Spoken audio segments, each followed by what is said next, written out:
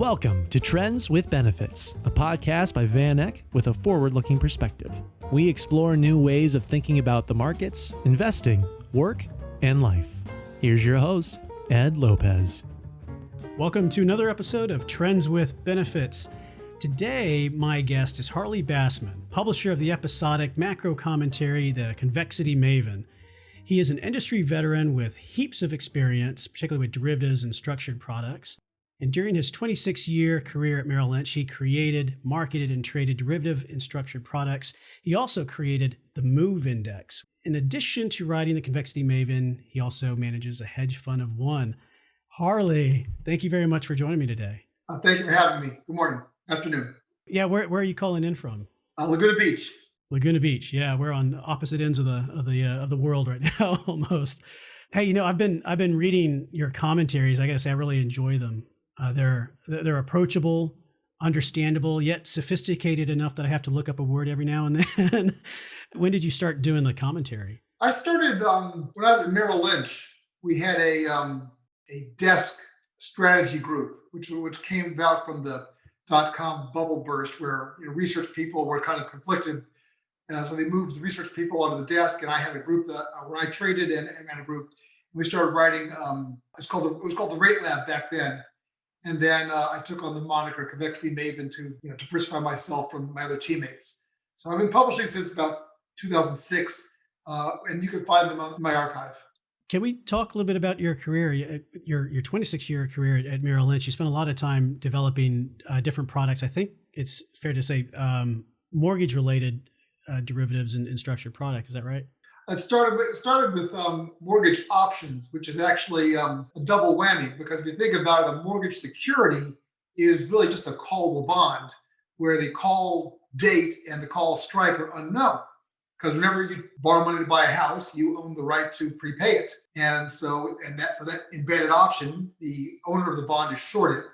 So if I'm doing options on mortgage securities, you're doing options on options.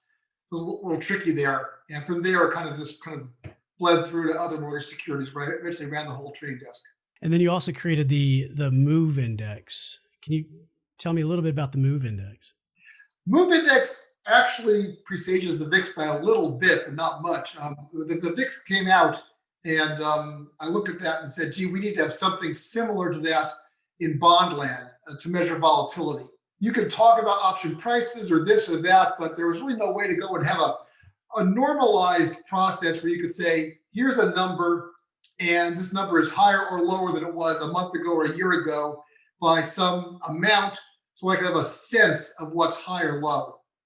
And so we created the VIX, which is basically a blending of 1 month options on the 2-year, 5-year, 10-year, and 30-year treasuries, and now swaps. It's very straightforward. I would say you can trade it, but it's informational. The same way the VIX is very informational. Now, you've written in your commentaries before that you don't believe interest rates can go below zero. Can you explain that a little bit, or your case for that? Oh, I mean, to me, it's obvious. We live in a financial economy. It's a financial world. We don't have gold anymore, sticks or clubs or whatever. We don't trade corn for shoes. And we're a levered financial economy. And the money flows through the banking system. Okay, it's not barter. We need to go transfer it around.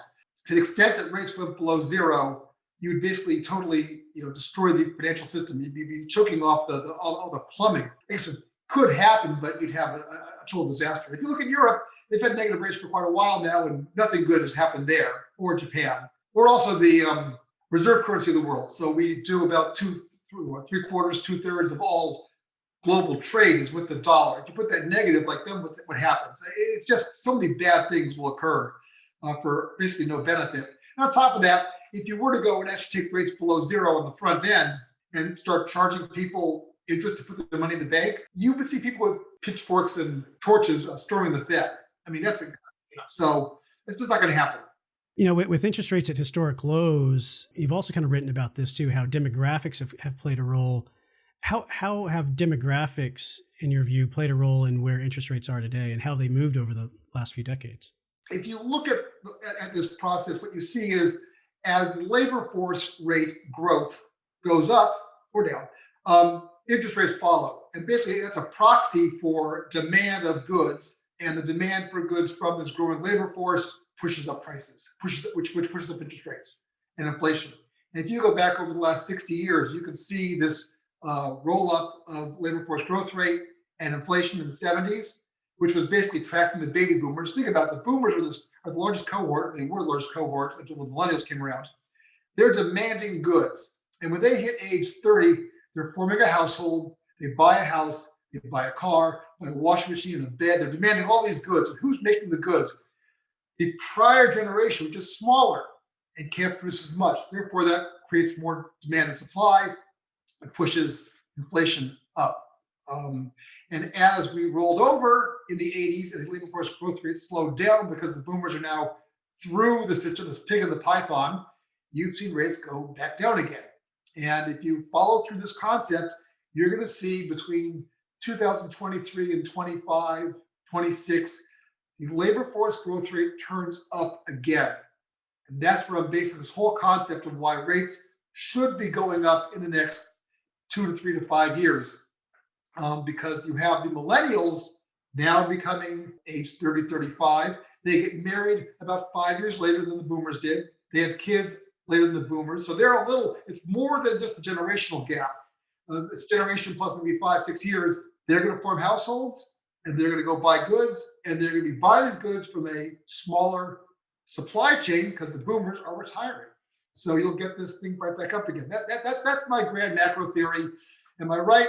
We'll find out in 3 years. So are you saying that when the millennials come in to buy things, there's going to be less supply and therefore that they're going to see prices go up and that's where inflation's going to come from? Yeah, exactly. I mean, they're going to get out of mom's basement. They're going to go buy a house or buy something. They're going to have kids because that's what they do. Take the boomer or the millennial generation and just start, tracking it along and check the age group. I mean, what we're coming up on, I think you're going to lead into this in a second, is the next big hit is boomers hitting age 62. Then you're eligible for Social Security and age 65, they'll be taking it. You'll be forced to go take money out of your IRAs. I mean, there's a whole bunch of things that are going to start happening as this boomer generation reaches retirement. Yeah, what happens? So they take money out of their IRAs, take money for living, and then go find a place to park their money in some taxable account. Maybe it's a taxable bond or muni bonds or some fixed income. Or there's a lot of debate about how this plays out. And we got a 1-year reprieve this year. You did not have to go. You could defer your taking out of money in the IRAs for this year. Since the boomers basically are invested in equities mostly, and they're going to have to go and take money out, they're going to have to sell, they'll sell equities. Will they then reinvest it right back into a passive vehicle? Maybe, but in theory, you're supposed to go invest it into an interest-bearing vehicle or something that looks and barks like that because you don't have the time anymore to make the money back. I mean, if you ride a full cycle, you will make money in equities, clearly, just because of inflation and population growth, but you may not live that long. And so the old rule was you invest your age into bonds. In theory, that's going to happen. So in theory, you should see some pressure on stocks going down and bonds going up. That's kind of not happened yet, but that's the grand theory of that. But I'm more focused on the millennials coming in right now and their buying patterns. Yeah. It's interesting that demographics kind of play that role. It makes kind of the case for, and I think you even write about this, makes a case for immigration and attracting, I guess, new talent or new labor to our economy. Well, you're stepping into politics. I try to avoid. I like to keep my friends. I know if I say anything one way or the other, I'll lose half my audience right away. I've written about this in the past, though, that there are a number of issues. There's tax policy, there's foreign policy, there's economic policy, there's fiscal policy, there's monetary policy that all could be problematic. I've said in the past that I think immigration policy will likely be the greatest policy error we make. And that's because unlike Japan is a homogeneous country that does not like foreigners. And that hasn't changed. You see no one immigrating to Japan. Europe is an aging population that also has not so much immigration there. In the US, we've had a replacement value that's been pretty good and a worker to retiree ratio that's also been fairly robust versus any other Western country because of immigration. If we were to choke that off, that would be a problem for so many reasons, because that counts as labor force growth, which drives the economy. So I'd be very worried if we were to start to significantly choke off immigration into the country, just from an economic point of view, not from any other kind of concept. I want to go back to inflation just a little bit. There's been a lot written about how much money has been printed, over the last decade or so. Still, we have not seen inflation. What would be your case on why we haven't seen it yet? And I know you've written a little bit about the velocity of money, but can you help me understand, or help the listeners understand, why inflation is lacking in the market so far? Well, thank you for the nice, easy softball you just pitched me. If you're on my distribution, you got it 2 days ago. If not, then go to convexitymaven.com and look up my latest commentary called The Wages of Fear, where I speak directly to this exact issue. QE1 was a good thing. We had to save the financial plumbing in the system. QE2 and on, not so much. The Fed did not intend to go and enhance the wealth gap, but they did. Because what happened is they put the money into the system, into the banks, and then they bought assets. And what they encouraged was more asset buying. And the money basically went to people who don't spend it, and they bought assets. We have had inflation. Tremendous inflation. It's just not CPI inflation. It's gold, art, jewelry, stocks, bonds, housing, everything else. We're at all-time highs on Case-Shiller right now, all-time high in stocks. So we've had inflation, but the money went to people who don't spend it. And that's why velocity went down. What we need to have happen now is to have money go to people who will spend it, which is your middle and lower income people. That is fiscal policy. And you've heard, from Yellen to Powell, they've all been bleeding for fiscal policy. We had one good shot in 2009, could have been more, could have done it again. We had a good shot with COVID in March, April. They're going to do another one. This is going to be the one that's going to be more interesting if it's directed properly at people. If you give the money to people who will spend it, that's how you get velocity. And that is the hope. They'll do that. The Fed wants inflation. They may get more than they wish for, but they want inflation because we have too much debt. And the only way you get rid of debt is defaulting or inflating. And inflation is a slow motion default. So if we can get a nice little inflation there, you can burn down that the value, the real value of the debt, not the actual number. And so that's the master plan right now. So your take on when inflation might come back would be, or when rates start to rise, would be 2023, 2025. Is that right? Yeah. Can we start to go before then? I suppose you could. I think the Fed's going to go and keep their monetary policy in line. They've promised till 2023. I trust them on that. The curve really gets so steep with the front end pinned at a dime, but we can get back up to 2 on the 10-year pretty easily. I'm not saying it's going to happen, but that's not outrageous. It's an outrageous number. A more interesting thing for this audience is this: if we get the 10-year rate, 30-year rate, inflation rate, they're all the same thing, above 3.5% to 4%, that's going to be a real problem for diversified financial investors. And just mark my words, I'm not saying we're going to get there anytime soon, but if we get 3.5%, 4% rates, it's not going to be pretty. Because what happens there, and I have charts from Minute, from Bank of America, from Credit Suisse, they're all the same chart. They show that when you get to that level, the correlation between stocks and bonds reverses. And for the last 12 years, you've seen that when stocks go up in price, bonds go down in price. So you could say they have an inverse correlation, and they're hedging.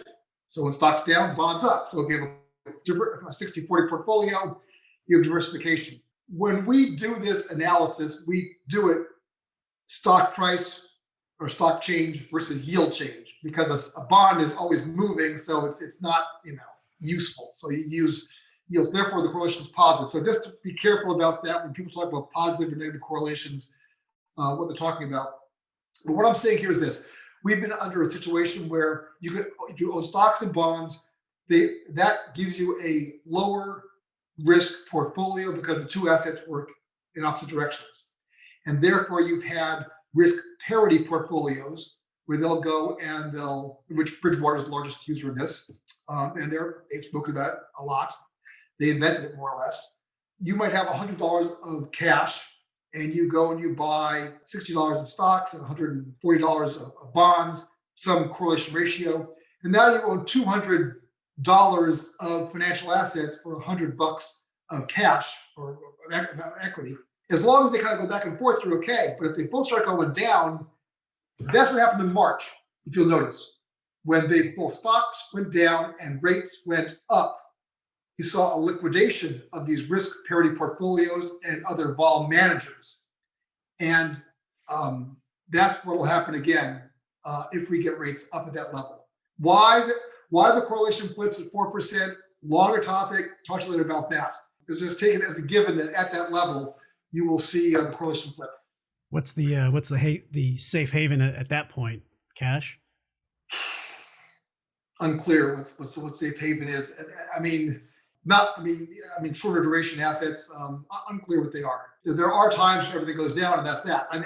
With a 10-year note at under 1%, a PE of 30 is not crazy, man.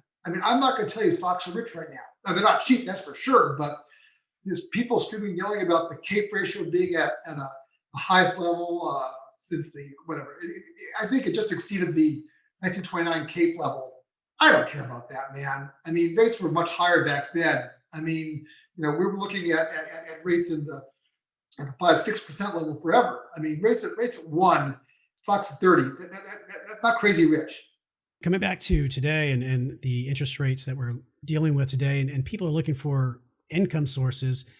You write a little bit about mortgage REITs. We found some interest from investors in mortgage REITs at this point, just kind of given the yields they're spitting off. But from your perspective, what do you see about mortgage REITs right now, and how do you think that either benefits or what are the risks that investors face when considering mortgage REITs in their portfolio? There's lots of REITs out there. Most of them are like commercial property or hotel or these big REITs that are out there where they own assets. A mortgage REIT is where they're buying a bond, the mortgage on an asset. And what they do is they tend to go and they buy either $100, once again as an example, and they'll buy between 5 and 8 times as many mortgages. So let's say they buy 8 to 1 leverage. They have $100, and then they have to borrow 7 more to buy the 8. So that's where you get your leverage from. Where are they borrowing that money at? They're borrowing it short term. If the Fed has promised to keep that rate at 0 for 3 years, the risk that your financing cost goes up is kind of goose egg for the next 3 years, man. So you don't have to hedge that for a while. Number 2 is when they'll hedge out the duration, the risk of rates moving up and down by shorting 10-year treasuries or paying swaps or selling futures, something like that. To the extent, and then because there's convexity in a mortgage security, the call feature, you have a gap, a risk that's just problematic. How do you manage that? They manage that by buying options, buying back 2 and 3 year options on interest rates. Well, if the Fed has said they're going to keep the front end pinned and we're going to go and buy X 100 billion mortgages and treasuries every year, that's going to massively reduce the vol on the back end of the risk. And therefore, the options they're buying cost a lot less. So you're buying vol, like the move at 50 or 60, that option costs half as much as if it moves at 120. So therefore, they're buying the insurance is much cheaper, the front end's clearer, that's a less risky asset for the next 30 years. And so I like having financial leverage. Now, this didn't work in March for a lot of reasons because of the leverage. And that forced margin calls and bad things happened. But basically, a few of the REITs got blown out because they were margin called, had liquidated. Of the 8 bonds they owned, they had to go sell off 2 of them. So they're 6-to-1 leverage. They sold at the bottom. That money's gone. It's never coming back. Others did a little better and managed to survive. If you're getting an 8 to 10% return right now, I think that's okay. I think that's okay. In a 1% world. You diversify, of course, but the Fed has basically told you it's safe to go in the pool. with financial leverage for the next 3 years. And so mortgage REITs, yeah, definitely they got hit in the drawdown in March. They've largely recovered. Do you think there's still opportunity for them at this point? I mean, sounds like perhaps. To buy mortgages outright? Yeah. Haven't they? They've largely recovered from the drawdown, right? I mean, if you look at the securitized mortgage market, I think Fannie 1.5s now exist trading like near par. That's insane. I'm not buying a 30-year security at 1.5%. Unhedged. Especially because I just told you, I think rates are going to go up 3 years from now. So I would not do that. The REITs I like because they do hedge out, in theory, a portion of that risk. So they've reduced it. But you get the leverage to go as your offset to that. I mean, look, if you're running a large mortgage fund or you're running a pension and you have to have X number of assets dedicated to bonds, is buying a Fannie 2 or 2.5 a bad trade? No, it's not. But that's because you have to buy a mortgage. You have to buy something in the rate world, and you have to have some duration. That's your gig as an index manager. And that's a fine trade to do. But I mean, only because Plan B is like Treasuries at 0.8%. Are you looking at any other asset classes or ideas given this environment? I love muni bonds. I live in California. I spent time in New York also, so it's a fight to which one gets the biggest chunk of me. California muni bonds outright, general obligation are like 2%, which I don't love at all, but California's a 50% tax bracket, and they're talking a 4% rate on what's in theory a AA credit. The more interesting idea, if you follow my logic, is closed-end funds on California or wherever you are. I like California quality funds as opposed to the junk funds. They yield 4.25, 4.5, triple tax free. I have leverage, and they're not the most liquid things in the world. I'll give you that. And the price moves around. But now I'm talking a 7-8% pre-tax yield, theoretically. That covers a lot of mistakes if you do that. Muni bonds are actually, crazy to say, cheap.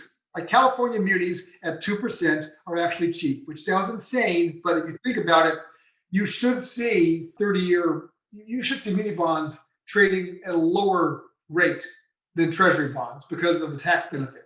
And so in theory, these California munis should be trading flat to under the 30-year treasury. So you could see rates back up considerably and muni bonds will be cushioned. You've had your share of innovations in your career. I'm curious, are there any financial innovations that you have seen in the market today that either excite you or scare you? There's a couple that are interesting. Nancy Davis runs iVol. It's a new ETF. It's doing very well. And what she is doing is she's basically offering access to institutional type trades, whether they do long dated options, yield curve options. It's a way to capture inflation or higher rates in a more stable way. It's not going to double on you, but it's a very clever idea. I support it. There's one called a Simplify. What they're doing there is they're basically buying the S&P and then they buy a strangle around it. And so if you look at the S&P dividend of maybe 2%, they take that, clip off another 3 points, and then pay 5 points total for a 1 year strangle on the market.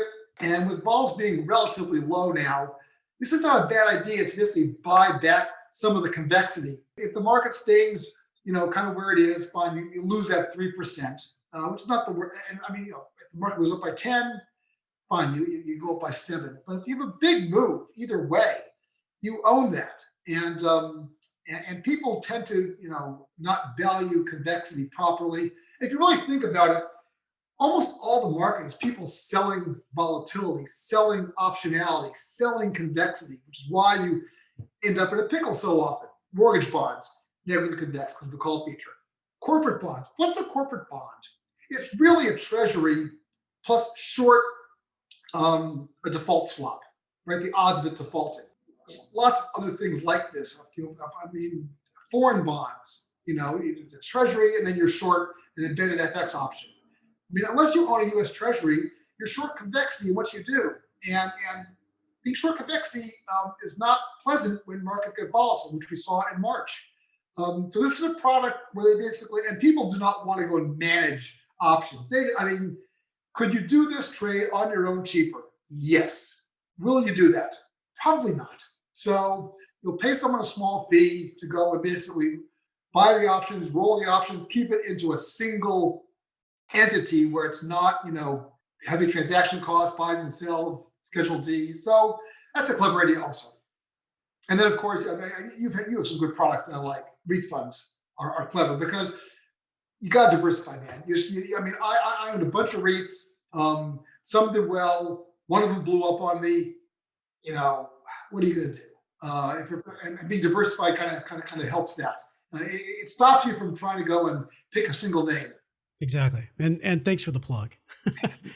What is one long-term trend you see playing out over the next year or several years? The best ticket I have, which really almost no one can do it, I'm trying to find a way to do it, is to buy a 7-year put option on interest rates. Right now, you could buy a 7-year option on the 20-year interest rate for about 2.5 points. If you think about it, if you're paying 2.5 points for 7 years, you're kind of paying about 35 cents per year, right? If I'm buying these closed-end muni bond funds at 4.25, I've basically bought an insurance policy that the rates can't blow up and hurt me to negative rates. If I own, California muni bonds, with a 3.5 coupon that I bought at a higher rate, well, if I now buy this thing back, I'm buying back this disastrous scenario of rates going to 8. Will that happen?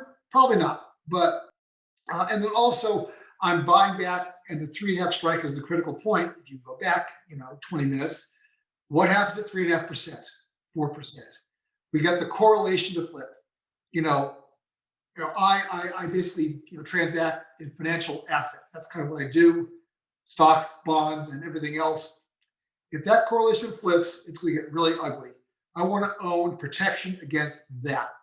And I think if you're a high net worth individual, or a family office, if you don't own this, it's kind of crazy town because this option is as cheap as it's ever going to be. Rates are very, very low, vols at forever lows, and the curve is relatively flat, which is a different topic entirely. But trust me, it cheapens up the cost of this option by a lot. I own this in my personal account. You have to have an ISDA to do it. I'm trying to find a way to offer this to people in a civilized manner. All right, so we do a speed round. It's called Trend or Fad. First one, modern monetary theory, trend or fad? Both. We're going to do it. We're already in it. But it's a hoax. So it's got to play itself out.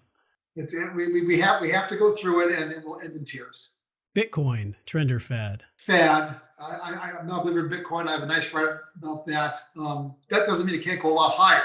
It is not a store of value. It has like an 80 vol versus like a 12 vol for the euro, 8 vol for the yen. It's like a 20 vol for the Russian ruble. This is Bitcoin, an 80 vol is not a store of value. It is a pure speculation, which is fine.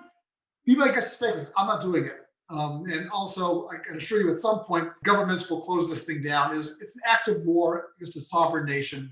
And at some point, it will not end well, but it can go an awful lot higher before that's done. And then something I just read about today, cultured meat grown in a lab. That actually probably is a trend for a lot of reasons. So, although I'm curious if vegetarians can eat that. Can a vegan eat cultured meat? I was wondering that myself. It's fed, well, I don't know how they feed it. There's a company in Singapore that just announced they'd be the first to sell cultured meat.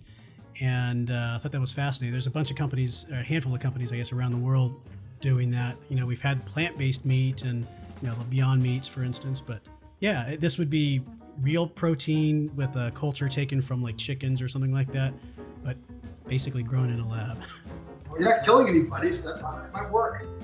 This has been great. Harley, thanks for your time. I want to make sure that people are able to find you at convexitymaven.com. That's the website. Again, thanks for your time. Thank you very much. Have a very good day, sir. And thank you for tuning in to another episode of Trends with Benefits.